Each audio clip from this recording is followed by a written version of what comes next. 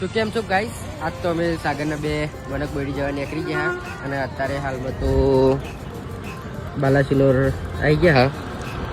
તો આગળથી વનક બોડી જઈને આગળનું પાર્ટ બનાવીએ. તો ગાઈસ આ બ્લોગમાં બનાવી રહેજો. ફાઇનલી ગાઈસ આપણે આવી ગયા છે વનક બોડી. તમે વ્યૂ જોવો છે અજીત, હાર્દિક, આપણો મેલો તમે જોવો તો ગાઈસ કેટલું પબ્લિક છે. જ્યાં જોવો તો બધી પબ્લિક જ દેખાય. તો ગાઈસ હવે તો જઈએ નાવા. તો ફાઇનલી ગાઈસ જો અમે ગયા નાવા.